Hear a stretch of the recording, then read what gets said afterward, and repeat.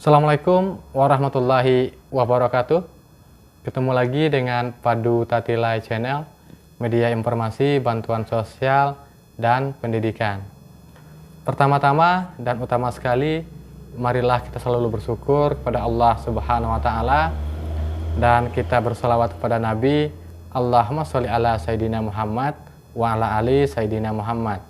Semoga kita semuanya dalam keadaan sehat walafiat serta dalam lindungan Allah Subhanahu wa taala. Amin, amin ya rabbal alamin.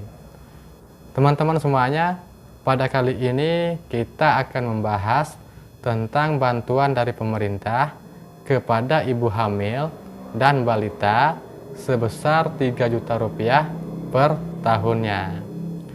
Dan tentunya bukan tanpa alasan pemerintah memberikan bantuan sebesar 3 juta rupiah per tahun kepada ibu hamil atau balita. Hal ini dikarenakan pemerintah ingin mencegah stunting terjadi di Indonesia. Dan perlu diketahui bahwa Indonesia pernah menjadi negara teratas dengan angka stunting tertinggi di Asia Tenggara.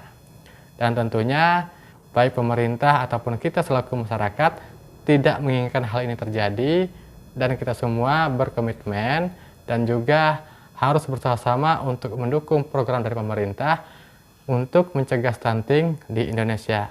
Bahkan kita bersama-sama untuk menghilangkan angka stunting di Indonesia.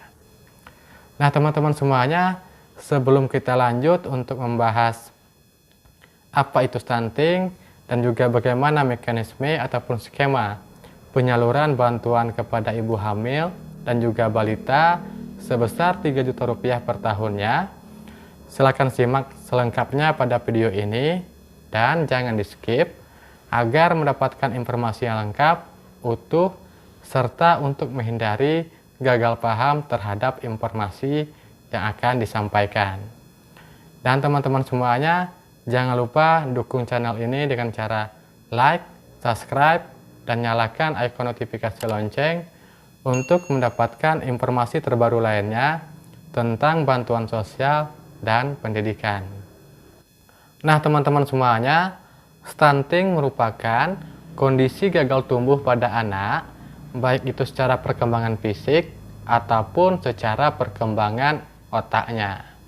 Dan anak yang stunting dapat kita kenali dengan ciri-ciri sebagai berikut, yaitu pertama, anak yang stunting tinggi badannya lebih pendek dibandingkan tinggi badan anak seusianya. Dan yang kedua adalah pertumbuhan gigi anak sangat lambat atau mengalami keterlambatan dalam pertumbuhan gigi.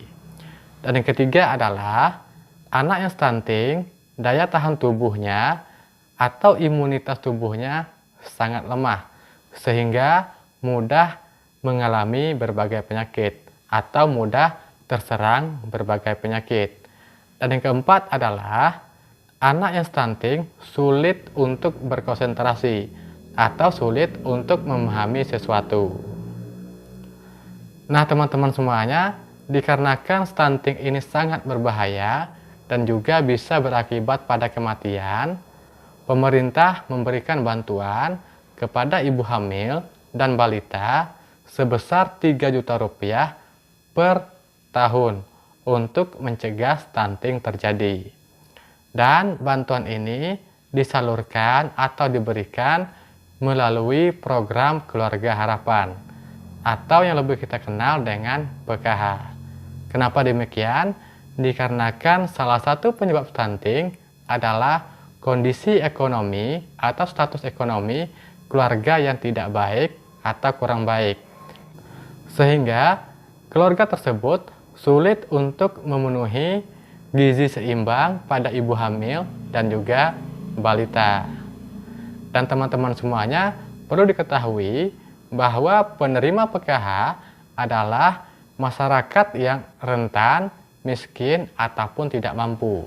Jadi sangat erat hubungannya dengan stunting, sehingga pemerintah menyalurkan bantuan kepada ibu hamil dan balita melalui program Keluarga Harapan sebesar 3 juta rupiah per tahun. Nah, teman-teman semuanya, lantas apa penyebab stunting dan bagaimana cara agar kita terhindar atau bisa mencegah stunting ini terjadi? Mari kita bahas dan silakan disimak. Semoga nantinya informasi ini bisa bermanfaat untuk kita semuanya. Penyebab pertama stunting terjadi adalah kurangnya pemahaman ataupun pengetahuan ibu hamil tentang kesehatan, baik itu tentang pemenuhan gizi ibu hamil, dan juga bisa disebabkan oleh faktor ekonomi dari keluarga tersebut yang tidak baik, sehingga untuk memenuhi gizi terhambat dikarenakan faktor ekonomi. Dan yang kedua adalah kurangnya gizi seimbang yang diberikan kepada bayi saat mulai dilahirkan sampai dengan berusia 2 tahun. Yang ketiga adalah kondisi kesehatan ibu hamil yang tidak baik.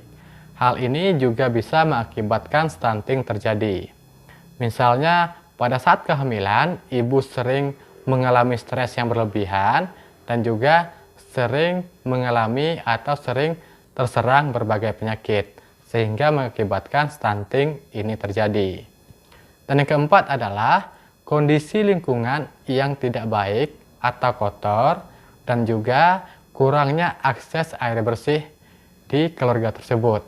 Dan ini juga menjadi penyebab stunting itu terjadi. Nah, teman-teman semuanya, walaupun stunting ini berbahaya dan bisa berakibat pada kematian, tetapi jangan terlalu khawatir dikarenakan stunting ini bisa dicegah. Lantas, bagaimana cara untuk mencegah stunting ini terjadi? Yang pertama adalah dengan memastikan kondisi kesehatan ibu hamil yang baik.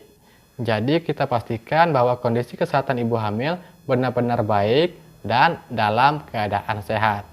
Hal ini bisa kita lakukan dengan rutin mengecek kesehatan ibu hamil pada fasilitas kesehatan, baik itu bidan, puskesmas, ataupun posyandu.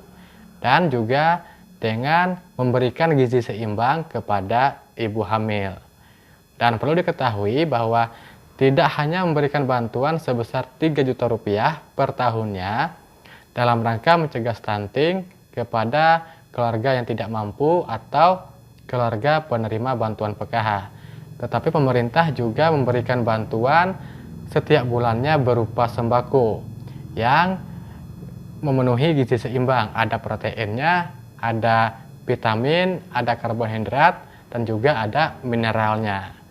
Hal ini juga bertujuan untuk mencegah stunting. Yang kedua adalah dengan memberikan ASI eksklusif pada saat bayi mulai dilahirkan sampai dengan berusia 2 tahun. Jadi ibu-ibu semuanya, khususnya para KPM PKH, berikan ASI eksklusif kepada bayi mulai dilahirkan sampai dengan berusia 2 tahun, agar bayi tersebut sehat dan juga terhindar dari stunting. Dikarenakan ASI merupakan makanan utama dan juga makanan yang paling baik untuk bayi di bawah 2 tahun. Dan yang ketiga adalah dengan memberikan makanan tambahan ataupun makanan pendamping ASI pada saat bayi berusia di atas 6 bulan. Dan perlu diketahui, makanan pendamping ASI ini juga harus memenuhi gizi yang seimbang sehingga mudah dicerna oleh bayi dan juga bisa untuk menambah daya tahan tubuh bayi tersebut. Dan yang kelima adalah rajin ke posyandu atau rajin memeriksakan kesehatan ibu hamil atau balita di fasilitas kesehatan, baik itu posyandu, puskesmas, ataupun fasilitas kesehatan lainnya. Sedangkan yang keenam adalah dengan menjaga kebersihan lingkungan, terutama di rumah dan juga sekitar rumah. Dengan lingkungan yang bersih, maka juga dapat mencegah stunting itu terjadi. Dan terakhir adalah dengan selalu untuk menjaga kebersihan makanan.